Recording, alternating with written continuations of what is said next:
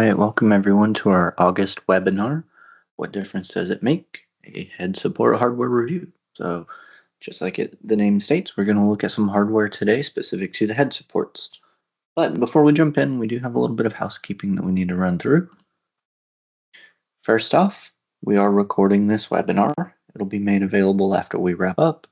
If you guys have any questions, please feel free to drop them in the Q&A and we'll do our best to answer them. If there's anything left unanswered by the end of the webinar, we'll definitely follow up as soon as we can with an answer for you. And then all of the slides, any documents, anything like that that we might discuss will get emailed out within the next 24 hours or so. So just be on the lookout for those. That email will also include a link to a CEC quiz, and you need to score 80% or more for a certificate on that. And then the last thing, if you're new to the Teams webinar platform, you can translate slides by clicking on that More Options button with the 3 ellipses. And then you can translate slides into several different languages so you see the slide on screen in your native language, potentially. So today we'll start with a very brief review of some of our head support and positioning concepts that are more focused on the hardware than what I covered last month.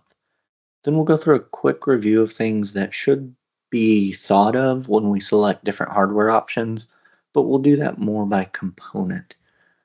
And then when we go through this, we'll go through a look at the head support hardwares that we do have at Stealth, and I'll try to point out the best that I can when you would use each type. Finally, we're going to round out the webinar with a quick look at some of the smaller accessory components that we carry, and again, why somebody may need those things. So let's jump in. I want to give a brief review of why it is important to get head positioning correct. For those of you who joined us on last month's webinar, these next couple of slides should be a review. If you didn't join us and want a little deeper dive on the topic, go check out the recording of that July webinar. It's on our website, it's on our YouTube page, and that'll have some good information for you. So to start with, research has shown that incorrect head position is going to impair things like social interaction. It could lead to swallowing and breathing disorders. On the extreme ends, it could cause some malnutrition and fatigue. And if no action is taken at all, that incorrect position can eventually lead to posture deformities and even disabilities in head mobility. So today we're going to be taking a look and talking about elements and mounting systems used to get the head in that optimal position. So we can't really look at the position of that head in isolation. Right? We need to consider the entirety of the seating system to ensure that the head is properly and successfully positioned. If our pelvis is out of position, we're going to have problems, right? That pelvis is our base of support. It affects the position of the spine, and then everything's connected. So the spine supports the upper extremities and the head, and just in general, inadequate sitting posture is going to impact control of the head position. So all of that to say, a good position and support for the pelvis, the spine, the upper extremities, all the way up to the head is really required for that optimal function. We can't look at the head position alone and think that we're going to solve the problem. So often the problem with the position of the head, it might originate somewhere else. So we need to consider the entirety of the seating system, the positioning components, and everything when we look at the head support. We also need to consider how the chair and then by extension how the head support is going to be used, and where it might be used in some instances. So is there tilt and recline on that chair? That could affect how that head support needs to function, even minute by minute, right? For example, if we have dynamic components on the wheelchair, that's going to change the requirements of that head support hardware to certain degrees and varying degrees. So we really have to look at the entire system. We cannot just look at one part and think that we're going to fix that one part. Now, on last month's webinar, I went into detail about some head positioning strategies, but when we focus specifically on the hardware, there's a few things we need to consider to properly position the pads and ensure longevity of the system. So to begin with, I want to focus on forces that can impact the head support hardware. So when we take this classic example here and we look at a client who might have trunk rotation along with head and back support, um, systems that have been oriented to accommodate for that rotation, we'll notice a few important things. Um, we could easily run out of adjustment angle on the pad, especially if that's more of a flat back support that's been filled in with foam to achieve that rotation. If that head support is positioned traditionally at the center of the back support, like you see here, the forces applied when that client goes into extension patterns does not align with the hardware.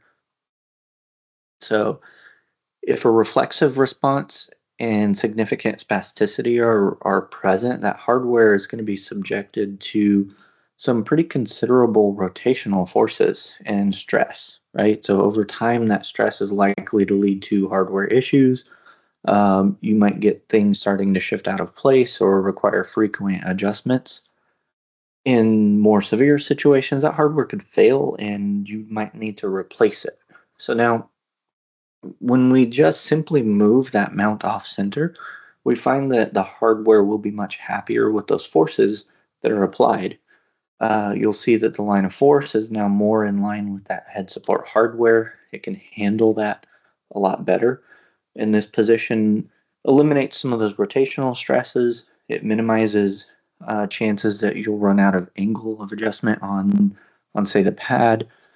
Over time, this position could lead to a more reliable head support for that client. The client's head still remains in good neutral position. We don't sacrifice that or anything. And all we've done is slid that receiver off center. Now, when we look at another plane, forces are still a thing we have to consider, right? We always want to try and use the least amount of hardware as possible. And in this example, the reason we want to do that is more about leverage. If I have my head support mounted, say, way out back on a crossbar that's pretty far down, the amount of leverage I'm introducing can become pretty enormous by the time you get down to that mount, right? If that client extends back and into that headrest, it's going to start to push that stem and try to move it. And the longer the lever, the more load gets applied down on the receiver. Now, when I move that mount up to the back support in a higher position, I'm drastically reducing the forces. They're still definitely there, it's just less severe. So when I choose the hardware, we always want to try to consider the forces, the leverage being applied so that we can ensure longevity and reliability on that system. Now, we're going to take a quick look at some of the components that make up a hardware. There's a few things here. Um, they're all more or less similar between manufacturers, but each one has its own special set of considerations, um, and they might look a little different depending on the manufacturer. So first off, if you missed last month's webinar, we did cover a variety of pad styles in detail.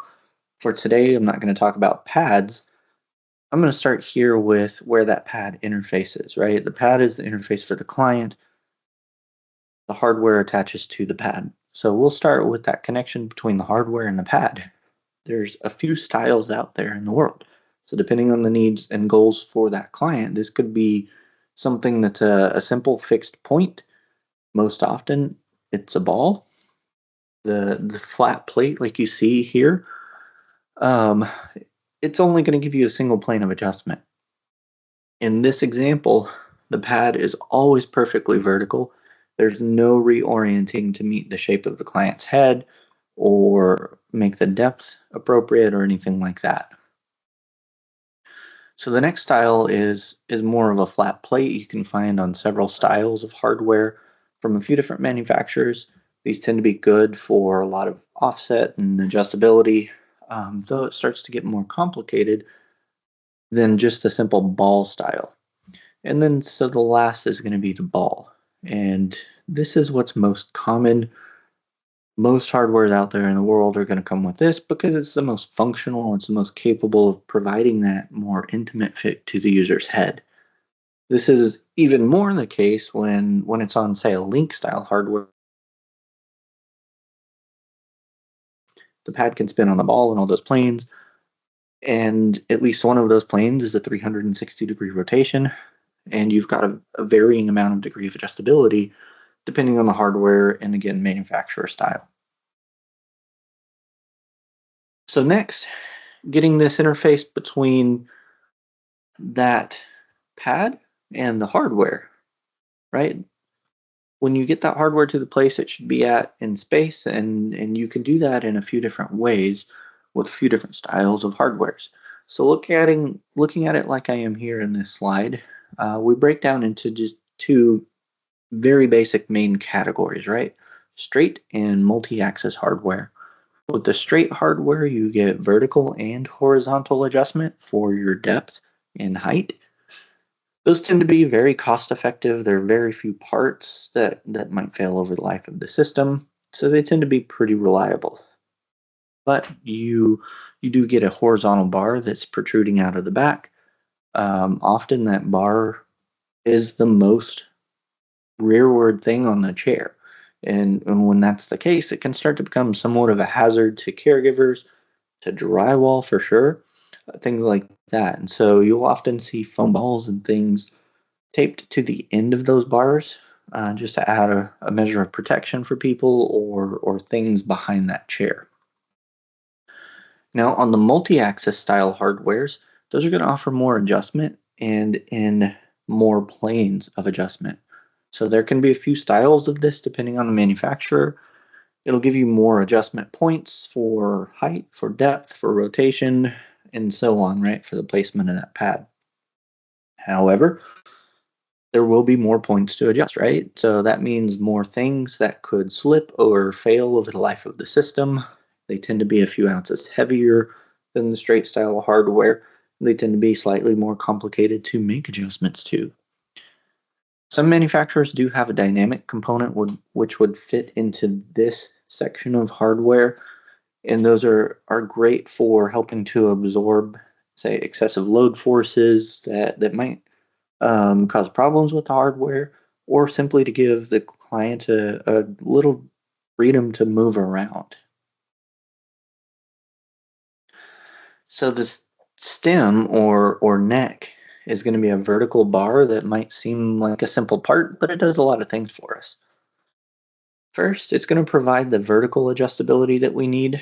Most head supports do include a small collar that's meant to provide a means for the caregiver or client to ensure that that hardware is always placed back into the correct position if and when it does get removed.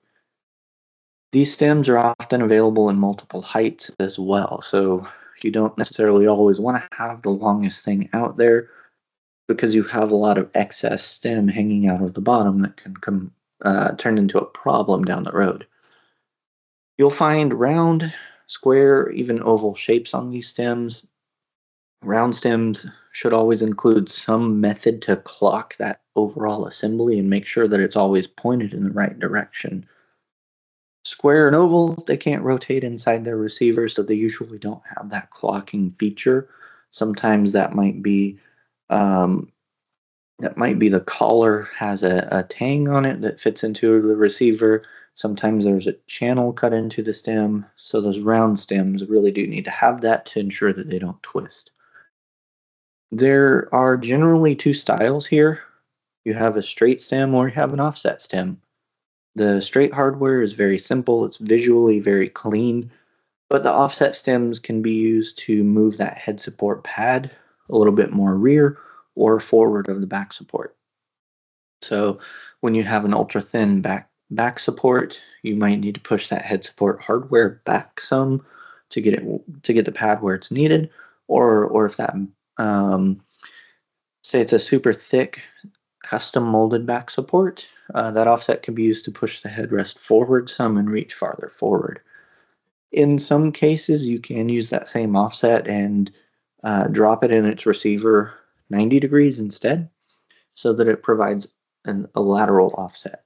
So you just have to be very cautious and careful here about the forces that are getting applied by that client, right? If they have high tone, you are introducing new fulcrum. When you do that, you're absolutely adding some torque and rotational stress to that stem. So we just have to be conscious of that and make sure that it's not going to be too much that would cause that stem to fail.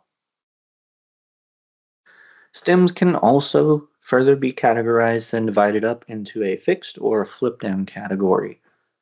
Fixed is often just fine. It's going to be a lighter part, it's going to have fewer components in it, but the fixed has to be removed for things like transfers, right? If the head support is removed repeatedly, you start to introduce the risk of it not being placed in the correct spot. Obviously, that's where that stop collar comes into place. Um, Sometimes these hardwares just go missing altogether because they were removed and they disappear, right? So the flip back style hardware can stay attached to the chair, but the head pad can still move out of the way when needed. So it's less likely for it to be moved out of adjustment or for it to just disappear altogether. Anytime there's, say, a neck element or something that comes forward of the head, that hardware's got to be moved out of the way. It's got to have a flip down feature for the client to transfer to do certain activities. So it does need to have that mechanism in it. The head support mount or receiver is that physical connection point to the wheelchair. For every unique shape of stem mount there's at least one or more unique receiver. So to an extent, these are specific to certain head support hardwares and manufacturers. But nowadays, pretty much everyone's hardware usually will come with this receiver included. But you may need some adapters for lateral offsets. Since there's no standardized hole pattern across the board in the industry, you might need an adapter plate to attach to the back support. You might need spacers to push it, say, back away from the back support some. You might also need a flip down style as well. So there's a lot of options out here. We'll dive into the ones we carry here at Stealth here in a few minutes. So the last thing here, there's also several types of dynamic interfaces on the market. Most head supports get attached to a static hardware, and because those are still um, pretty tall, there's a lot of leverage applied to them, right? We talked about that a few seconds ago. The dynamic interfaces can help to absorb some of those forces, help break up tonal patterns, and just protect the client and the hardware.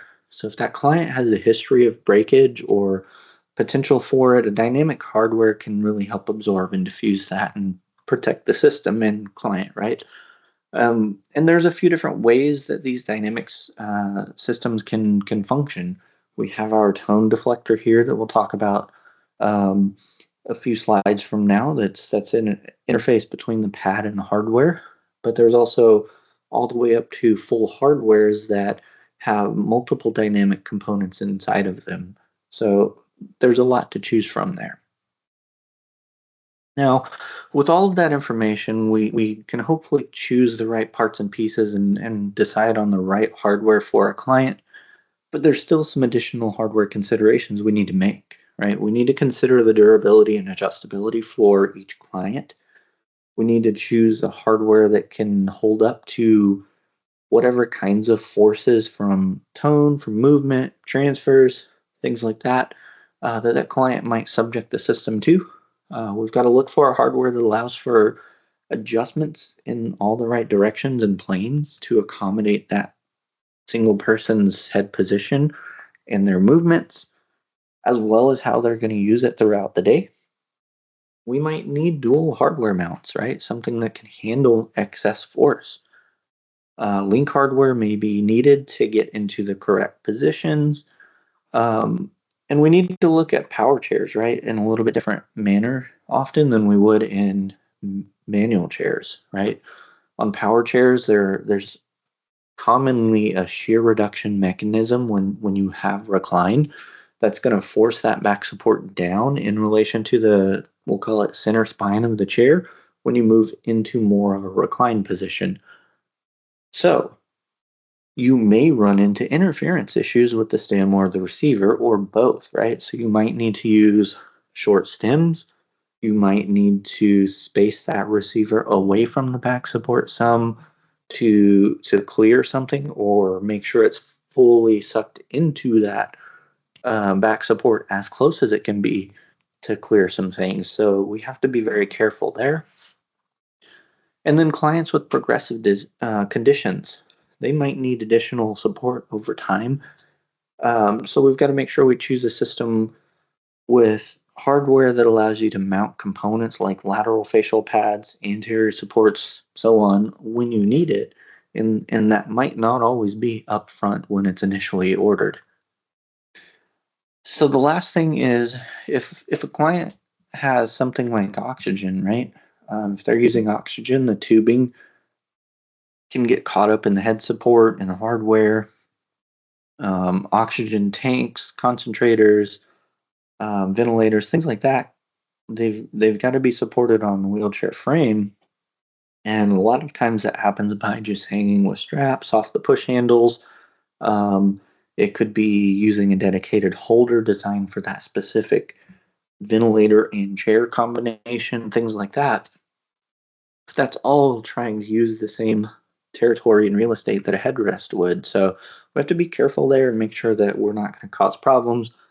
We're not going to try and drive a headrest into, say, a ventilator or have the stem and the tubing all get caught into each other and cause problems. So we've also got to consider not just their equipment they're using for mobility, but other medical devices as well. So now we're going to pivot a little bit. We're going to take a look at some of the hardware that we carry here at Stealth. And again, I'll try to give you the best I can of why you might choose one versus the other. So to start with, we're going to look at our HMO series hardware. This is our more basic hardware option. It's the most cost-effective set of options that we carry right now, and we'll have three different styles to look at here. We have a basic with multi-axis adjustability, and then more of an advanced with that multi-axis adjustability as well. So our HMO 400 here is the most basic hardware we have. It can adjust in height and in depth, and since the pad is on a ball, it can be adjusted around that ball. So the nice thing here is that there's very little that can go wrong with this hardware. There's very few moving parts. It's very easy to make the adjustments, and those three adjustments are completely isolated from each other. So when you adjust the depth, say of that horizontal rod, the height of this system remains constant. There's no changing there. Compared to some of the other hardware that we're about to look at, this is going to have a fairly limited range in adjustability, though. You can get this in a 17 millimeter or a 1-inch ball, and this allows you to use this hardware with other pads and not just the ones we carry as Stealth.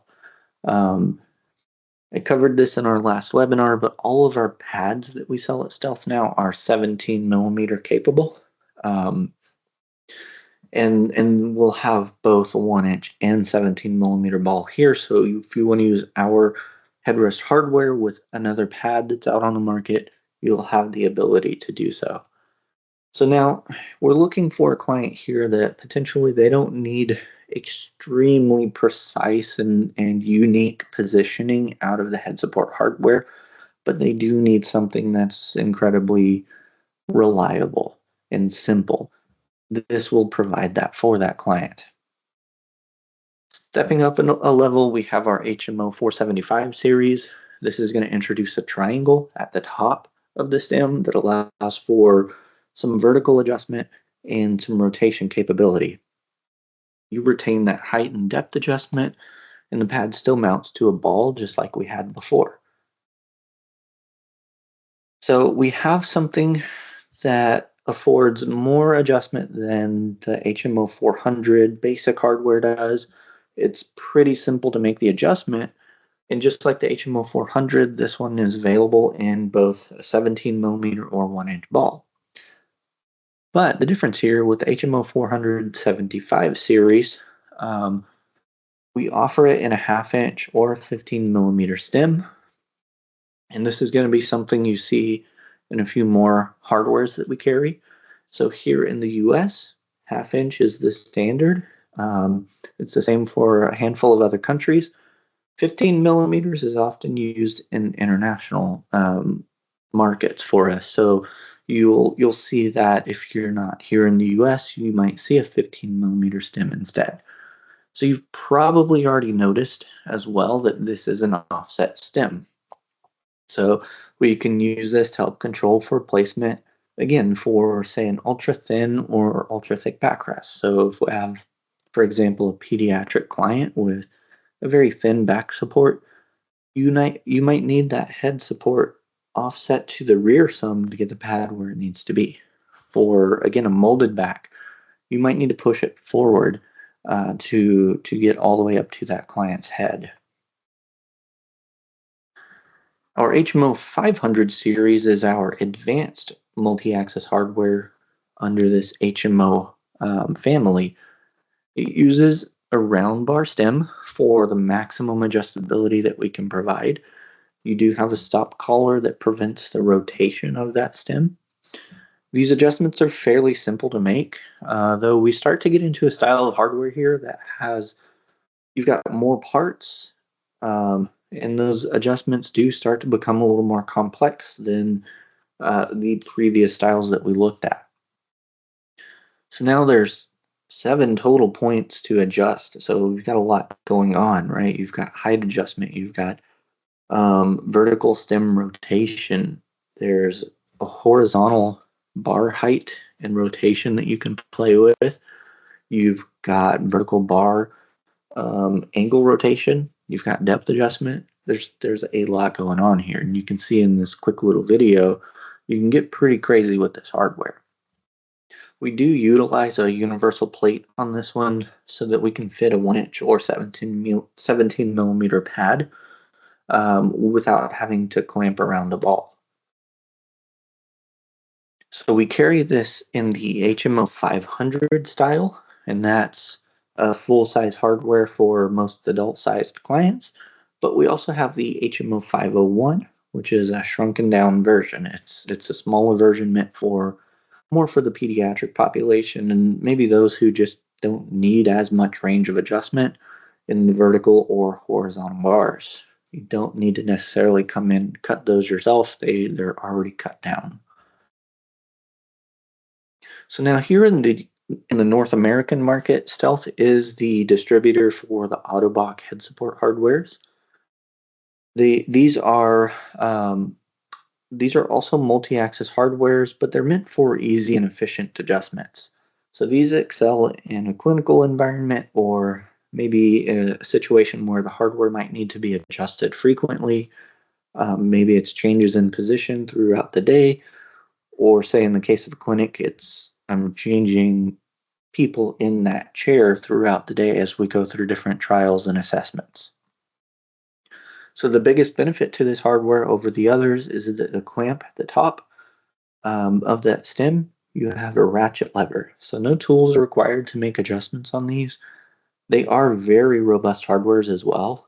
So durability wise, there's no issues with these. But because they're so robust, they're also kind of heavy. So if you're concerned about weight, that's not the hardware for you, right? You're using this because it's super easy to adjust without tools. And you'll notice as well, these are 1-inch ball only. We'll talk about how you can utilize these with our 17 mm pads later on in this presentation. So moving up into a link style hardware, we have Unilink. Now, Unilink series is our most advanced line of head support hardware. It's incredibly adjustable and versatile. When we talk about strength, our previous Link hardware, TWB, which we had for many, many years, that held around 24.5 foot-pounds per joint before that joint might start to slip. With Unilink, we can handle around 102 foot-pounds. So we make a massive jump in how much this thing can hold before it starts to slip. And we remove a lot of the issues with adjustments and things like that that we might have had from that previous hardware. The other incredibly important thing, at least as far as we are concerned, with this hardware, is that there's no teeth or gearing inside of that joint. So that means that wherever you decide to put each and every joint, you can lock it in there. You can add, you can remove, you can mix and match links as needed to make this fit perfectly for every individual client. So when we say it's incredibly versatile, we truly mean it. You can create almost anything you want out of this hardware. You have an incredible amount of adjustability here. You've got 6 total points of adjustment on just the basic style Unilink hardware. Right, you've got 3 different joints that can all rotate about 258 degrees apiece.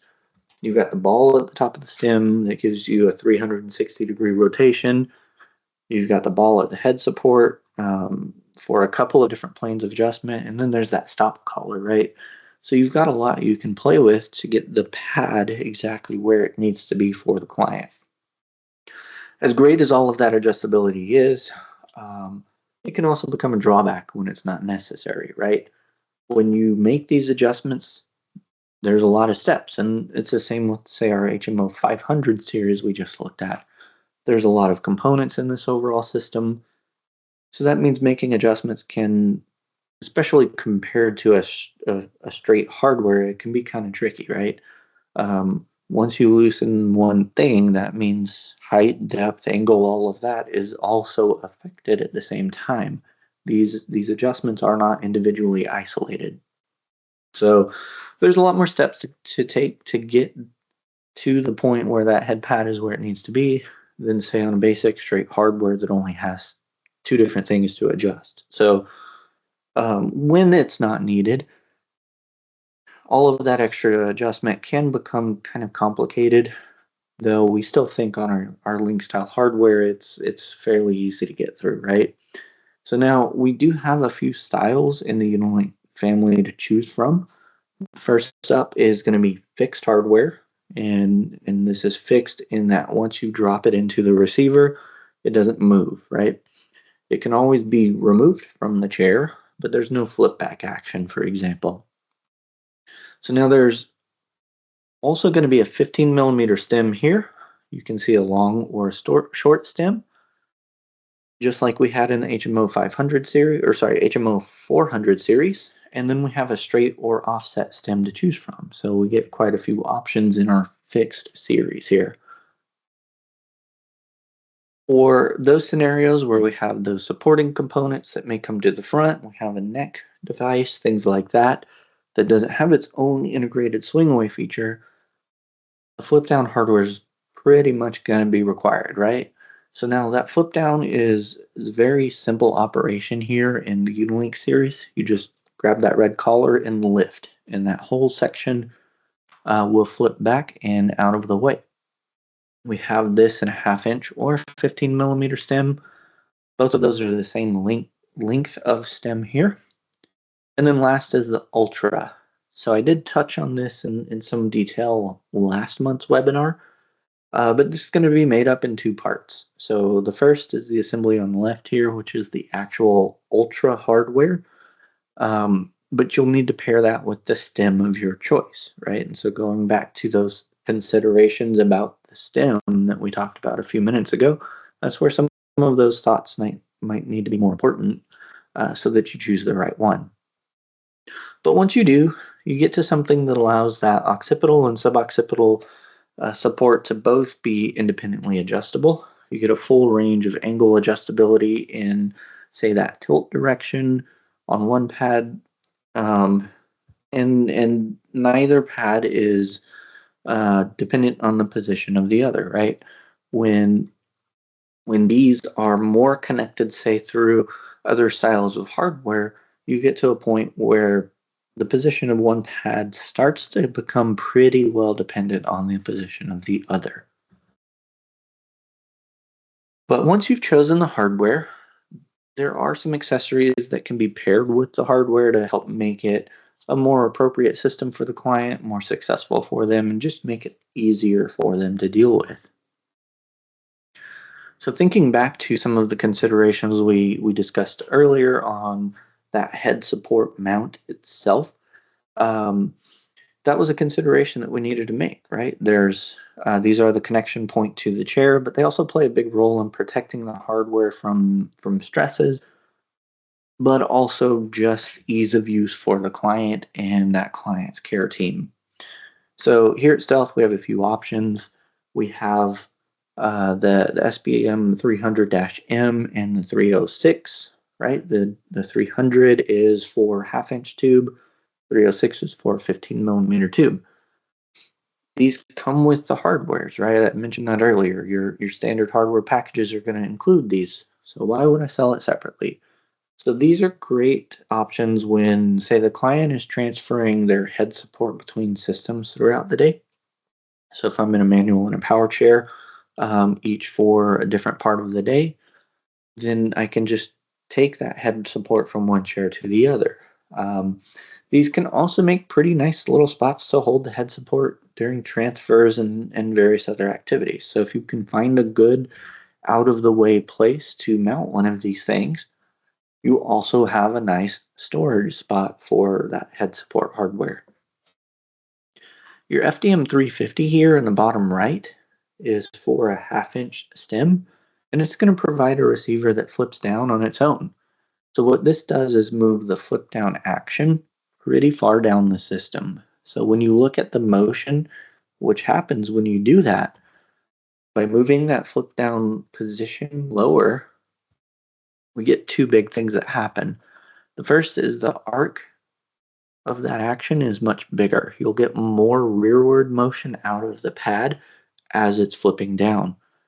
The second, probably more important thing though, is that it keeps the flip away position below the top of the back support no matter what. Um, Sometimes the position of the pad and the stem mean that everything's pretty high up and the flip back stems could still come up past the top of the back support when flipped back, right? And so that can be a problem for some clients if that's not lower than the top of the back support. So moving this point lower into the receiver here can help eliminate that, but it also does mean the drawback is you have more weight to control. You've got a bigger lever with this one versus the flip down stem, so it's just a lot more weight to deal with. Um, and you'll also need to trim down the stem to allow for that motion to actually happen. Our SBM-DT here is just a simple way to allow for some lateral adjustment. It it also works with the half-inch stems, but this one you get a cam lever to allow for a simple release instead of the usual wing knob.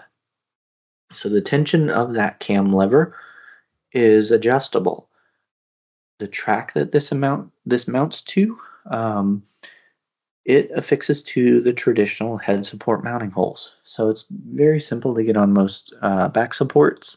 And once you mount it, you've got about an inch and a quarter in either direction of lateral adjustability. So right around about 30 millimeters or so. Our HMO-OB does more or less the same as what SBM-DT does. It does allow for some lateral adjustability, but we go about it in a little bit different way here. So this time around, you have a track that bolts to a back support. It fits on a curved or flat back support. And then the original receiver can attach to this track. So once you've attached that, you have a little bit more lateral adjustability. You've got it about inch and three quarters or 44, 45 millimeters or so in either direction for that lateral adjustment. Again, since there's no standardized hole pattern across the board, you might need something like this universal adapter plate to get the head support receiver onto the chair. So the SBM 300U here, It has threaded holes that line up to a few different head support receiver hole patterns. You also have a couple of countersunk holes you can mount to various different back supports and things like that. So this thing can be mounted in a few different orientations and accept several different receivers. Now, if you don't have a viable mounting location on the back support itself, maybe it's a sling back, maybe you've already got a lot of things going on with that back support, so you can't put a receiver there. We do have an interface clamp here that can attach to a horizontal tube. So think something like a fixed stroller bar, think rigidizer bars, things like that. So we have it in a 7/8 or 1-inch option. And once you clamp to this tube, you can attach the receiver to this part here using the pre-tapped holes on the top face in this image. What's cool about this one is you can slide this clamp side to side anywhere that's open on that tube that you clamp to, but you can also rotate that around that tube as needed. So you can pitch that hardware, say, forward, for example, and really get the upper half of the overall assembly closer to the head. So now let's say you have a folding chair, or maybe again it's a chair with a sling back support and no crossbar, no stroller bar. How do I get a head support on that chair? So we do also carry the assembly set and clinical assembly set from Autobach. The clinical assembly set would be just a simple way to clamp onto the horizontal push handles, and then you can attach your headrest receiver to these assemblies. The assembly set, the lower picture here, clamps to the vertical back support tubes, and again, you can hold the head support receiver onto this whole assembly. So obviously these work well with the Autobach head support hardware, but they do work well with all of the head support hardware that we sell at Stealth. Both of these, once they're on the chair, they do have simple, quick release, removable capability, so you can still fold the chair down. This whole assembly comes off the chair. Chair can be folded down and stored away, and both sets are available in several sizes, from small, medium to large versions, so you can fit a pretty broad range of chair widths. Now, all of those accessories that we just went through are more focused on getting the hardware on the chair, but we do have a few that I wanted to review real quick today that they're more focused on getting the head support pad onto the hardware. So now many of you may have noticed that a lot of our hardware is a 17mm ball.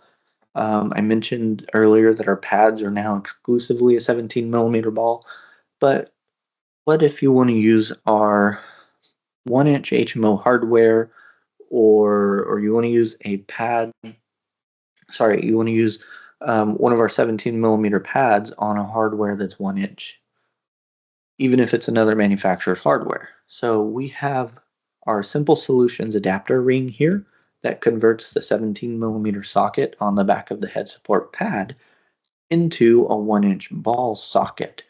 And from there, you can still use other things like swing away facial lateral supports, tone deflectors, things like that. But you can mate them all up to a 1-inch ball instead. So this is a great little option. When we talked about our Autobach hardware earlier, we do have a version specific for that so that you can use that Autobach hardware with our pads. Nice simple little ring and component for the 1-inch ball hardwares. So the tone deflector here, the tone deflector was really originally designed for our Eye to Eye series, to protect the ball and the ring actually from high tone situations.